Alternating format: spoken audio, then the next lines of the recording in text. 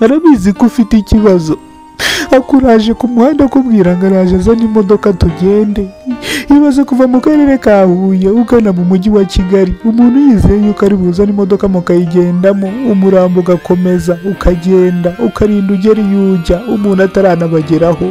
Ku munota wa nyuma akabandikira babwira ngo byanze, aho ngo uhita ukubitwa n'inkuba cyangwa ugatungurwa iyo udaguye igihumure.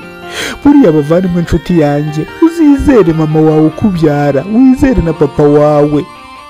Buriya no kwizera inshuti no kwizera umuvandimwe buriya ni gake kwijana. Umuvandimwe aragutenguha, ariko mama wawe wakonyeje amezi 9 ntashobora kugutenguha, kubera ko abaza agaciro k'umwana cyangwa abaza agaciro kawe. Kandi ikindi, ntuzasuzugure mama wawe. Ibyo uzakora byose umubyeyi ni umubyeyi. Umuntu abura se ariko nabura nyina, bavuga ngo umuntu abura se ariko nabura shebuja. Mana y'isi n'ijuru, uturinde ukomeje kuturinda mana y'isi n'ijuru. Nawe ni bwo bwa mbere ugeze kuna muyoboro wa Kidasamura TV Rwanda, umenye ko iki kiganiro nyikoze mbabaye, ariko umfashije ugadutera support ugakora subscribe, nta gihombo waba ufite uretse umutima mubi abantu bagira. Umuntu ukamubwira ngo nakore subscribe nayikore, ariko mana abantu b'iki gihe ko barakajwe n'iki koko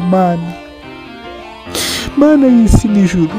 Urinde abantu bose bashyigikiye YouTube channel ikabigeza higera, bakaba tugeze muri support ikomeye cyangwa twatugeze mu rwego rukomeye cyane. Abantu bahereza umugisha, ubahereze kubaho kurama mana, ubafashe ubarinde ijoro n'amanywa. Kandi ikindi, reka iki kiganiro nakoze mbabaye cyane nyisubikire hano.